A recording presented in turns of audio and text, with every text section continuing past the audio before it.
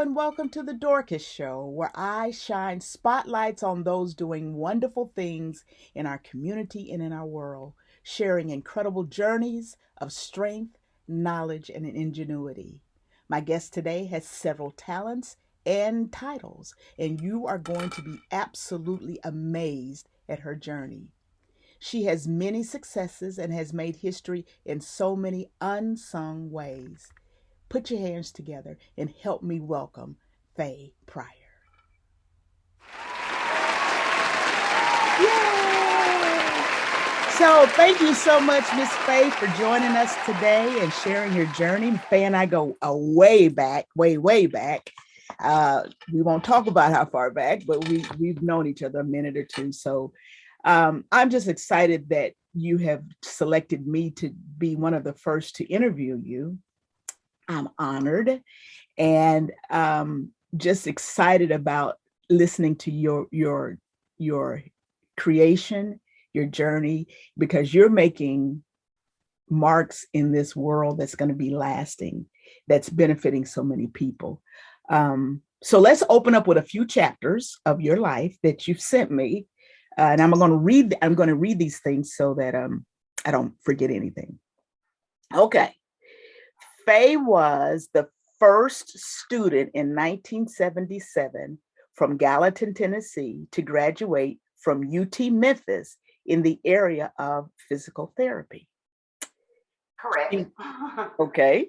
She was the second African American to practice physical therapy in the area of Nashville, Tennessee. Faye had a passion of acting, writing, and directing with plans to major her studies in college in drama, but she changed her major into physical therapy for two major reasons. And there were two personal reasons. One was her 2-year-old cousin who was severely burned and her grandmother who had a stroke. And Faye will tell us more about that, I'm sure, in a little bit. But that's what made her change her major. She was able to give her grandmother at age 77 her first physical therapy treatment. And her 2-year-old cousin was burned, scalded in hot water because babysitter was mad at the baby. Is that right, Faye? Yeah, she had wet on herself. She wet on herself, so the babysitter decided to punish her by scalding her in hot water. Yes. So my mom took me to the library. She took us to the library every week for new books. I would check out the same book every week, which was 2001 Careers.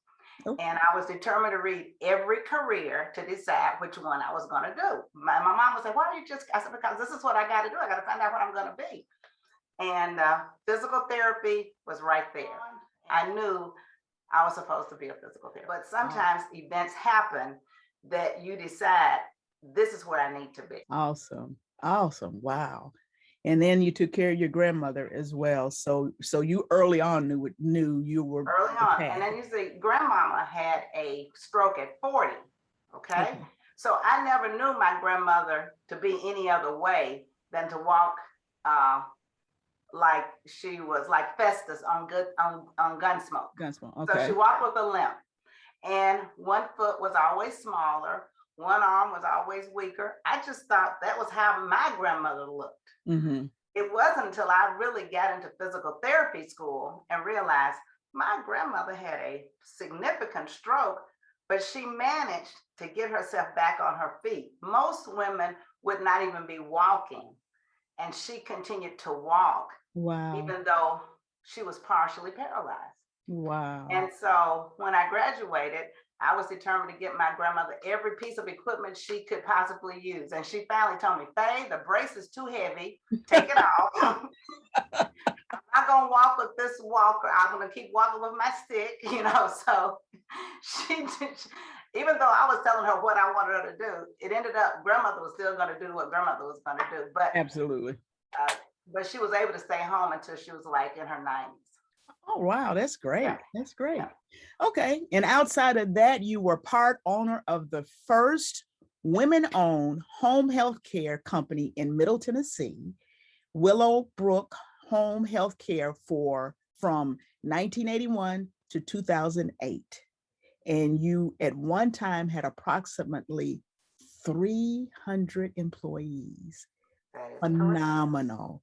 And the rest is history. I mean, it just goes from there. So let's go back to you being the first from Gallatin, Tennessee to graduate from with a degree in physical therapy from UT Memphis. The first Black or the first student?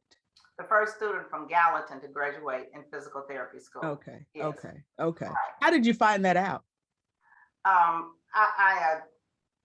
First of all, UT was the only school in Tennessee for physical therapy.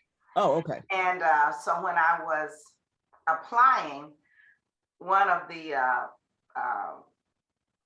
business office, they were talking about the different, what different students, counties that they were representing. And she said, you know, you're the first one to represent Gallatin. She said, now we've had someone from Hendersonville, but you're the first from Gallatin. And I thought that to be true, even without her saying it, because when I told my guidance counselor at Gallatin High in 1973, I wanted to be a physical therapist, she put me in physical ed courses.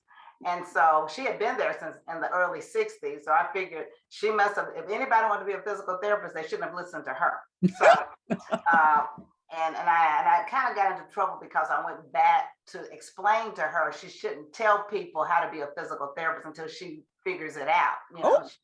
And the principal later told me I should not have said it that way. But you know, I've learned now that there's a difference between what assertiveness, and there was another word they stated that aggression. Aggression. It was A&A. Right.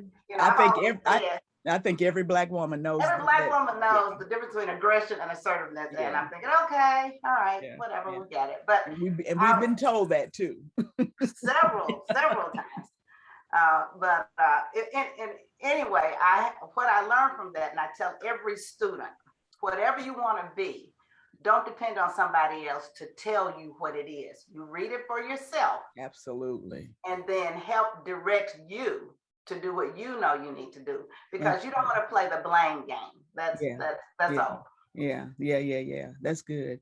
And then you were the second African American to practice in the whole state of Tennessee? No, Nashville area. In the whole at Nashville area. Now, how did you find that out? How did you find it? First of all, at all of when I applied for hospital for work, everyone was asking me, are you the first one? And I said, well, I don't know. They said, well, we've never seen anybody else. And at Meharry, there was, and I cannot remember her name, but I remember talking with her, and she said, she told me she was the first one. And I said, well, if you're the first one, then I must be the second one. She said, well, if we don't know anybody else, and I guess you're right. I'm one and you're number two. All right. Later on, my classmate, who now is a professor at TSU, she worked in the Nashville area, but she didn't initially work in the Nashville area. So when I graduated, it was like she was the therapist from Meharry, and then I was working from St. Thomas. Okay. So you made history twice. Well, you made lots of history because I know you, but those two were very significant. And again, the unsung part of your life. This is very important. Okay, the big thing: Willowbrook Home Health Care, first women-owned healthcare in Middle Tennessee. Wow. How did you get to that point of owning a company for as long as you did? How did we get there? Okay, well, again, my dad has always stated to us, work like God is your boss. Don't look at whoever the man might be that may be your supervisor. Give your best and God will take care of the rest. And that's been my philosophy when I worked from the shirt factory, worked as a waitress at the Bluegrass Country Club, do my best. So I started a home health care company called Brandywood with two other nurses, June Baldini and Beverly Sprigg. June had always thought about having her own company. And she would talk to me about it. And I was like, yeah, well, let me know. And, you know, I wouldn't mind being your physical therapist. And I was just kind of, if you pay me, I'll work wherever you want to work. I'm good with that. Mhm. So she came to me one evening. She said, Faye, we're ready to go into business. And I said, we? She said, yes. And I said, no. I said, I will come to work for you. And she says, no. She says, if you own part of this, you're going to work just as hard or harder because you don't want it to go down. Wow. And so let's be partners. She said, I just need $3,000. And at that time, $3,000 seemed like 300,000 to me. Okay. And it was a little difficult, but I was able to come up with my $3,000 to become a partner in Willowbrook Home Health Care. Wow. And that was probably one of the most valuable experiences, that I can say. I mean, when you're 26 years old, you just had a baby, and now you're going to go into business, and you start out in a one room, one copier, one typewriter. There wasn't even a computer. Mm. And you can't imagine that by the late 90s, you have now got employees of over 300, and you're covering over 14 counties of Tennessee. Wow. You're able to branch from a home health care company to a rehab company, and then to a hospice company, all under the umbrella of Willowbrook Corporation. So it was valuable. So you mentioned you worked for Brandywood first. Worked for Brandywood, and yes, we all worked for Brandywood. Okay. And then how did you come up with the name Willowbrook? A tree. Really? Yeah. And it was a tree that is on my street coming towards our home. And it was the most beautiful willow tree I'd ever seen. And so we were putting down names, and I said, there was a pretty willow tree on, I forgot the name, it was on Maple Street or something. Mm-hmm. And so I told them to come by and look at it. And now June already had a willow in her mind, but we had to make a decision on it. And I said, well, let's just see where we are with it. So I think we wanted a tree. I saw the willow tree. I agreed with let's do something with the willow, and then we just added the Willowbrook, and that's how it came about. Very good. So what was the biggest success for you? You said you were 26 when you started with the business. Uh-huh. What was your biggest success for you during that period? That period, Uh-huh. I think because I was able to develop the rehab division, and that's where comprehensive rehabilitation came into place. And that was what I call my baby. Okay. We were able to go into nursing homes, go into school systems. We had contracts. We went to the prison. And at that time, I had at one time close to 75 therapists working under me. Now, they were also part of the division of Willowbrook, but we also contracted in nursing homes and other facilities like that. Okay. And just to see the growth of many of the therapists that started with me, I think God he's given me so many gifts, but one gift is that I can look at somebody and basically tell what you ought to be able to do with the gift he's given you. And I've had therapists that I would say, you might need to find another place to work. And then there have been others that I would think, girl, you got it. You got what it takes to make a patient believe that they can get better. Awesome. And that's what it's about. So everybody's learning. I learn from my patients, and they learn from me. Okay. So when I ask this question, sometimes people think, well, I don't want to talk about my failures, but we learn from failures. Sometimes we learn from failures. What would you think was the greatest, or I don't want to say the greatest failure, but one of the failures that you learned from? Oh yeah. One of my first failures was not passing my boards. Okay. Not just the first time, the second time. Okay. I failed my boards twice. And if you think you are smart, and if you think you might be a little arrogant with your smartness, failing your boards can bring you down pretty quickly. And my grandmother said, she asked for me to come to her home And she knew I was taking the boards like the week before. But so I went to grandmother's, and she said, Faye, let's sit down and we're going to pray. Now, my grandmother has never prayed with me ever, Wow. except at the table. And I said, why? She said, because I've never prayed for any of my grandchildren to pass a test, but this, I gotta pray for you. Was this the first time or the second time? This was after the second time. Okay. After I failed it twice, she decided we needed some intervention. Okay. I got it. And I said, grandmother, I will take whatever you want to give me. And so we sat there, held hands, and we prayed, and I passed my boards. Awesome. So now I can tell someone, don't quit. Okay, so you started out majoring in drama and you changed, but I know you have a stage presence. You have written and directed several plays, one of which I was in, called "What's in My Purse." I think it was "What's in My Purse." That's right. I remember that. Your daughter were my stars. Yeah, my now 21-year-old daughter. I think she was probably 7 or 8 at the time. Oh, yeah, she was so good. Yes. So Faye, she knows all about the stage. You were also in a play that I wrote called Beyond February, and you played a lady named Lyda Newman, correct? I believe I did. Yes. Yes, you did. And Lyda was remarkable because she was a female inventor back then. And what's so ironic now, I think Lyda enhanced the hairbrush. She did a lot with the hairbrush. And what's so significant about that and where we are now is Lyda Newman was an inventor or creator, and she helped with the synthetic brushes, the bristles on the brush. You now are a creator, and you have created a remarkable product and has patented this product, and it is now for sale. So tell us about your PottyCap. You see the sign in the back. Tell us about your PottyCap.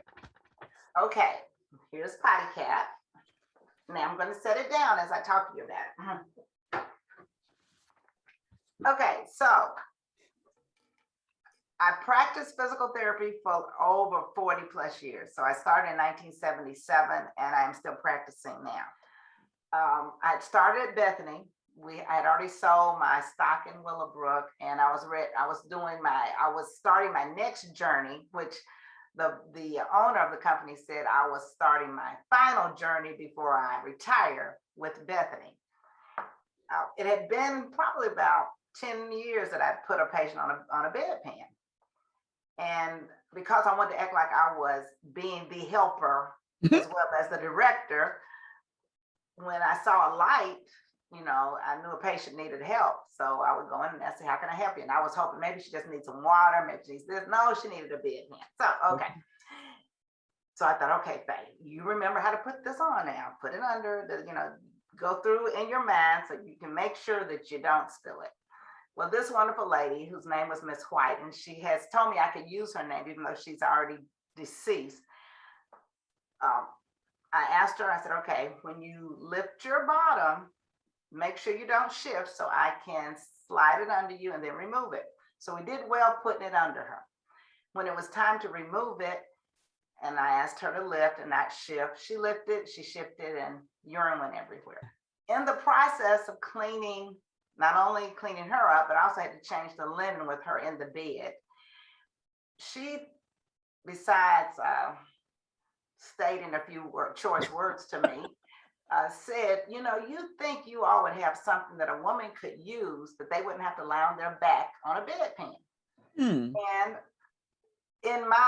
as I was cleaning her out in my professional manner, I stated, well, I'm sure that there are urinals for women. Now, when I said it, I'd really never seen one, but I said it anyway. Okay. And she said, well, have you tried using them? And it stopped me cold, because then I started using my index card of memory and realized I have never seen a female urinal. I've seen male urinals forever. They hang on the side of the bed. Men can use, but when a woman needs to use the bathroom, they have to get on a bedpan, be it put in a catheter, or if they're able to get on a commode chair if they can't walk to the bathroom. Mm-hmm. So anyway, after cleaning her up and everything, and she's gotten me thinking, maybe there's not one out there. A man walks in with a baseball cap. She's now sitting on the side of the bed and clean and dry. Mm-hmm. And he came to visit her. I looked at the baseball cap, then I looked at her and I said, sir, can I see your baseball cap? And he said, ma'am, it's dirty. I said, don't worry about it. I just want to look at it. So looked at it, looked at her, then I gave him back his baseball cap. I went to my office where we had a shelf of baseball caps lined for patients, but when they graduate, they get a baseball cap. I walked back to her room. I said, Miss White, if you had to use the bathroom in this, how would you use it? And she flattened the bill, slid it under her, Wow. leaned over and said, do you want me to? And I said, not yet. And that was 2009, 2010. And in 2021 of this, we sold our first PottyCap. As you can see, this is the bill. Okay, slide it under you. You have the protect the guard that if you're like a real young girl, that when we were doing the prototypes, I didn't have this, so that when they would use it, it would go past the hole. So, you know, I have to remember the thrust of young people. It's a lot more than the older women using this. So this is like a protective covering that will keep the urine from going out the side or passing the hole. Okay. So this is called PottyCap. And again, based off the baseball cap, it is the first hands-free female portable urinal device for women in America. Wow. I know. And when I say hands-free, that means once I put it under myself, I don't have to hold it. Yes. And there are many out there. You got different names, but you have to hold it in place. You don't have to hold that one in place. You can you slide it under you and you sit on it. It's like a mini toilet. Wow. And, I've had women with amputees, strokes, arthritis, back issues, hip issues, knee issues, or just women who need to have something when they go camping, boating, in the car. It's amazing because women never asked for it because we never had it. Right, right. But you said the first in America. First hands-free. Right. The first hands-free female urinal in America. Wow, that is so big. Yeah. I am so proud of you, girl. Well, again, think about it. She's just complained to me about not having something for women to use. And a man walks in with a baseball cap. Awesome. I don't invent. I like writing plays. I have made many clothing garments in my lifetime. Invention has never been part of my vernacular. Okay. So I tell everyone, this is God. Yeah, I can see that. Yeah. A baseball cap? Come on.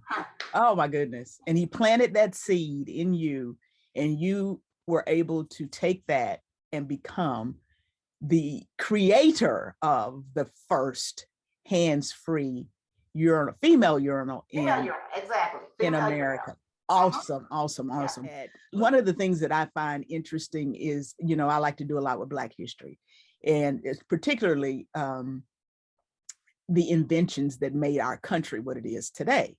And looking back at different women, Black inventors, Madam C.J. Walker, Lyda Newman, Sarah Boone, and now we got Faye Pryor. We're gonna write her in the history books.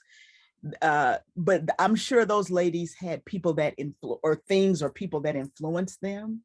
What, other than Miss White, what influenced you to just, okay, you got an idea, and what influenced you to move? My mom and dad,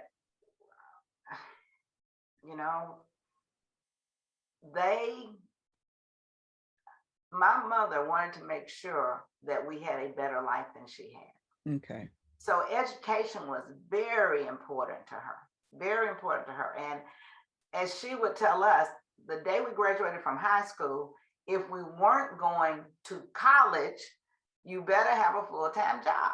Okay.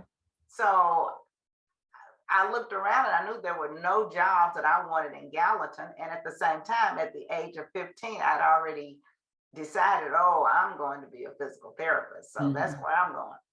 My dad had a strong work ethic.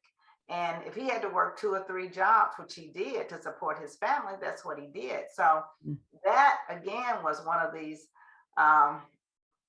you know what your parents are expecting of you. Now, add this to the fact that both of my parents were God-fearing, God-loving, and they wanted us to be the same way. That was the influence from home. Now, I had several teachers throughout my life you have to understand, from the 1st grade to the 3rd grade, I received spankings just about every day because of my talking. So my 4th grade teacher informed me that she just couldn't see spanking me anymore because it seemed like it didn't stop me from talking.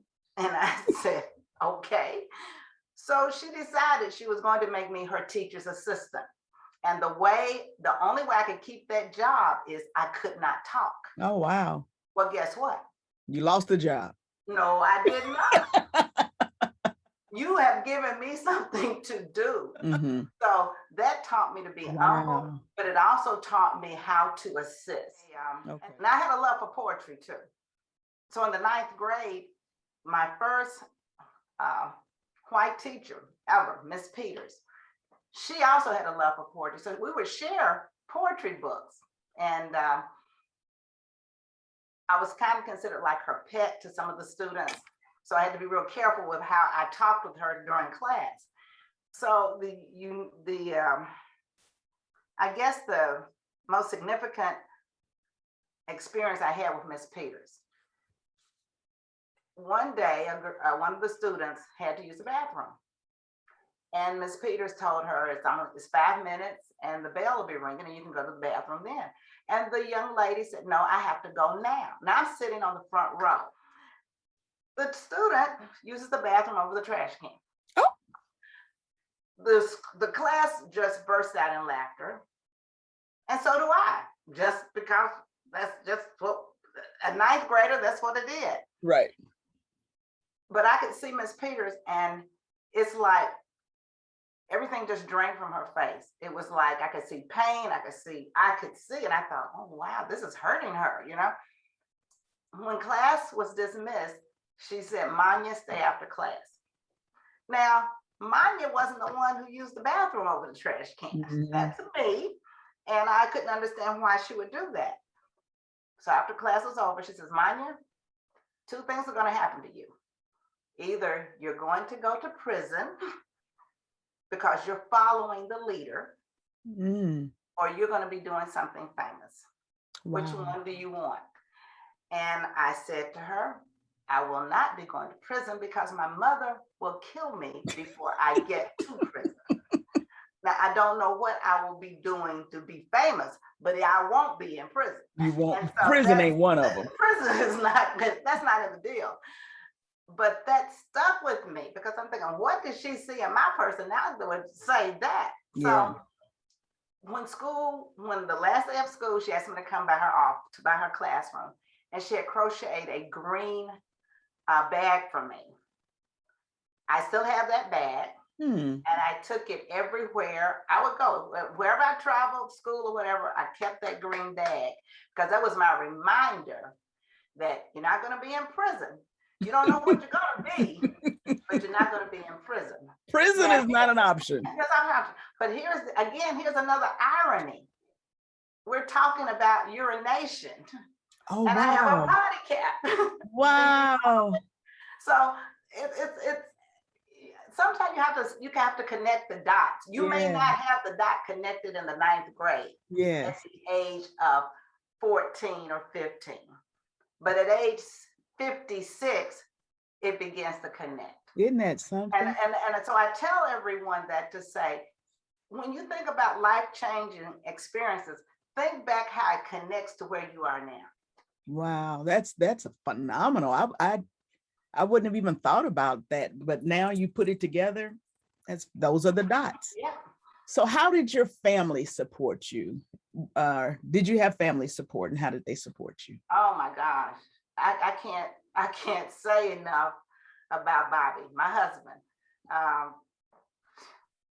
It's like, Faye, what are we doing next? I mean, it has never been a question of any of my family on if this is going to work.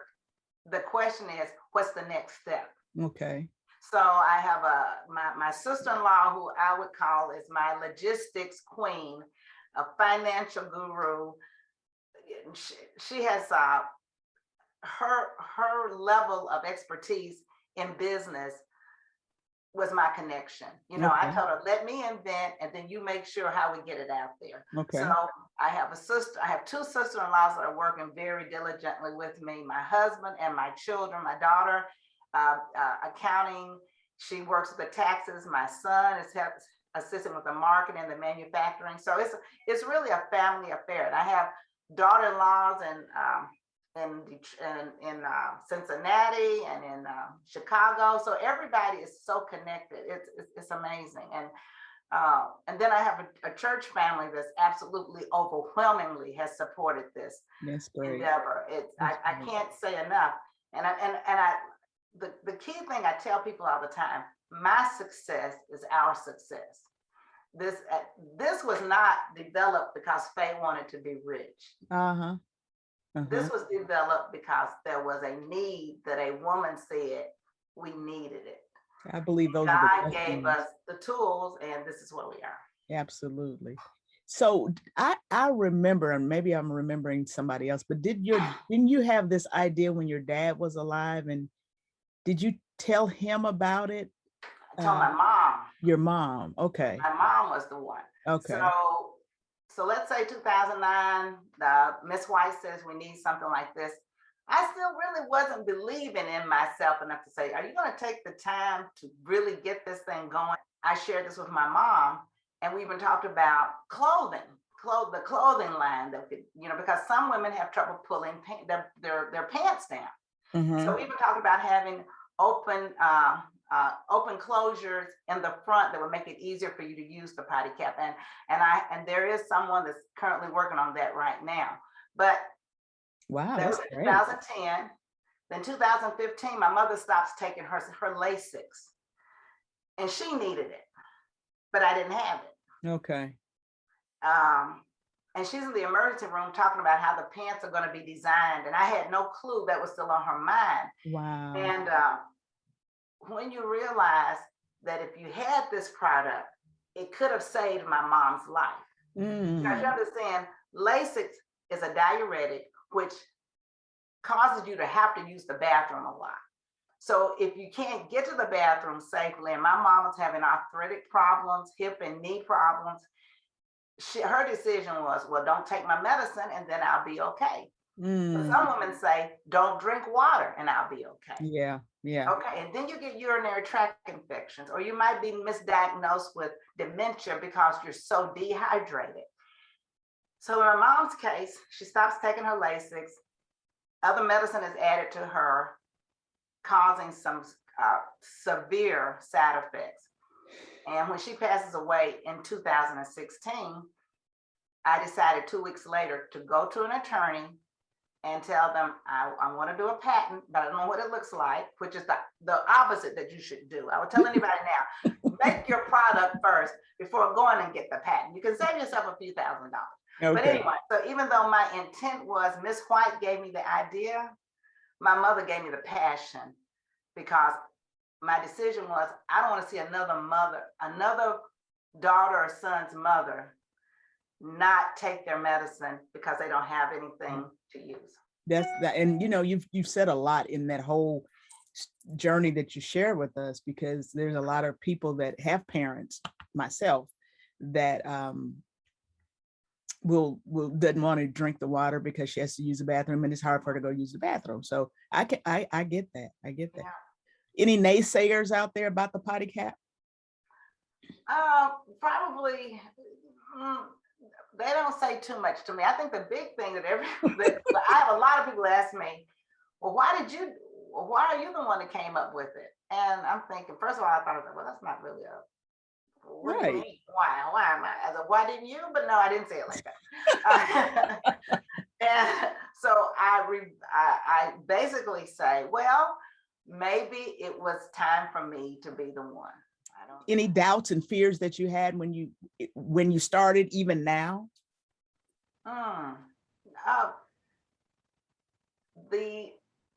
Yes, yes, there are. Okay. There are a few fears, a few doubts. Basically, because I am not used to selling anything, and I've had to kind of reel back and say, don't look at it as selling. Mm-hmm. Look at it as I am educating and giving people the opportunity to decide, can this make a difference in my life? Okay. Not buy a PottyCap. That's not what I'm talking about. So if I start out asking, do you have problems getting to the bathroom?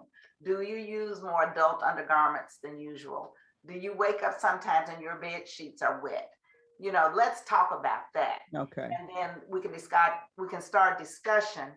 And I find then I'm in my comfort zone because I feel we're now educating each other about this versus, hey, I got a PottyCap, you want to buy it? Any aha moments? Yes, all the time. I had a patient last week that had a tumor on both sides of her brain. And for 11 years, she had not walked. And now she's walking again, but she was having issues about her bathroom chores and was concerned because one of the techs had told her that she probably would never get home as long as she couldn't use the bathroom. So I told her, I said, well, why don't you try the PottyCap just to see?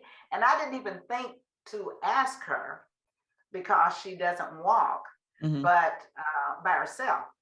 And so apparently after 3 nights or so, she rolls into my office and says, I want you to know, I did not ask for help the last 2 nights at all.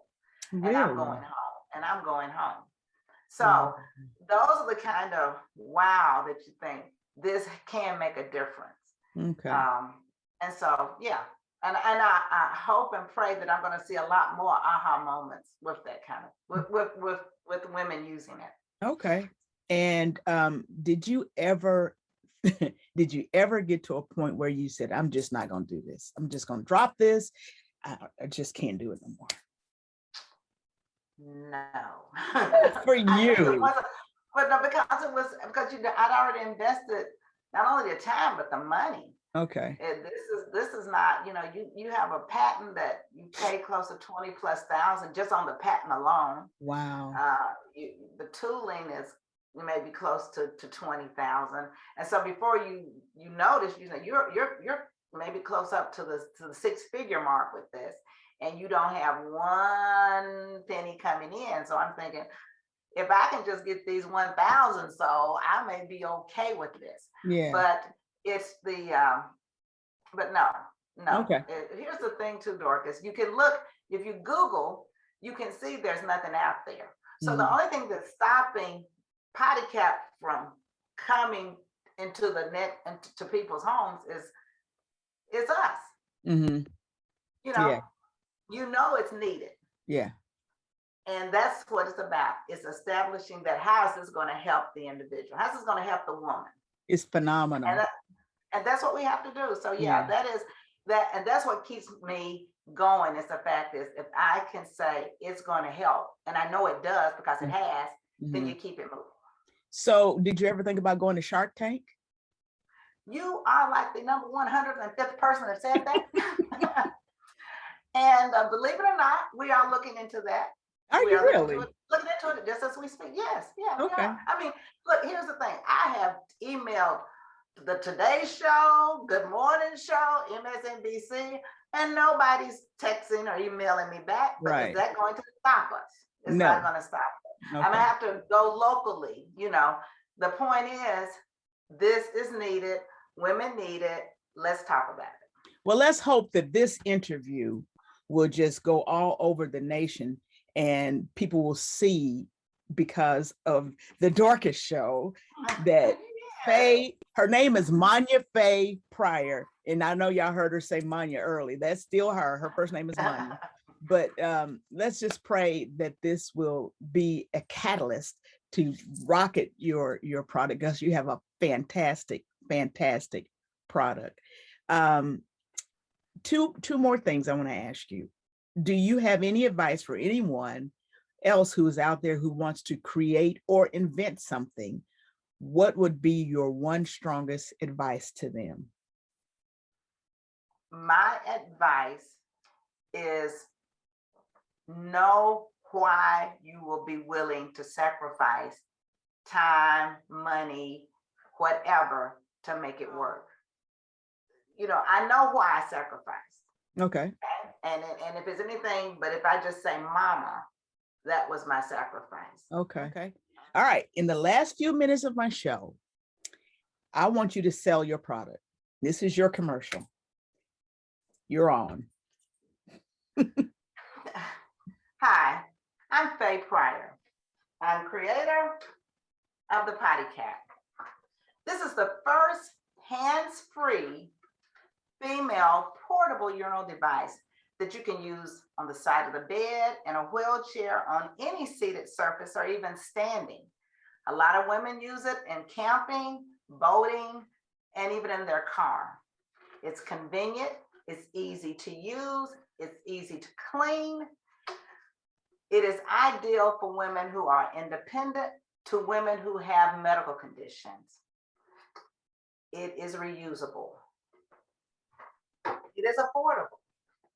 And most important, it will help a woman maintain her dignity and her independence. PottyCap. You never know when you gotta go. Thank you. Hey. Now show us. You caught me off guard. Go ahead. But see, that's that elevator conversation you're gonna have to Ooh, have. I know, I did 2 of those, okay? You did good. You did very good. Yeah, Now, I won. That's right. now show us how that is a symbol. Like if I'm using it, I see how to urinate in it, but then what happens? Okay, it comes off. Okay. You pour it into the commode. You can wash it out, rinse it out. And it also has a, and I didn't have it on this one, but it also has a stopper that you can stop it, and it would, reduces any odor. Okay. Also reduces any leakage. So there's a stopper that goes with this. I just didn't put it on here this morning. Okay. This afternoon. So when you first started designing this, who helped you with the design? Well, at one time I could tell you the name of the school, but now I can't tell you the name of the school. Okay. Okay, but it was a local university that helped me with the design. Okay. Their engineering department and then their physical therapy department also assisted in a research project. Okay.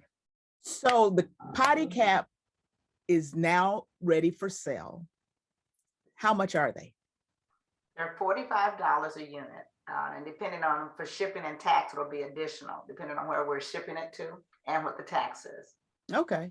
$45, that's not bad to help work on your independence. You know what I tell people all the time, I said, when you look at the average cost of adult undergarments that run somewhere into the thousands of dollars every year, $45 for a unit that's gonna last can give you dignity and independence.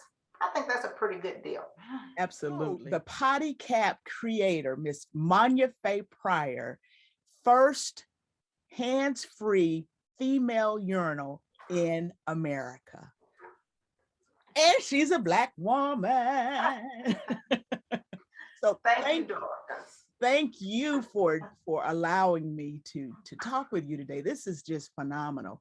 I can think of so many people that I know of personally that could use that.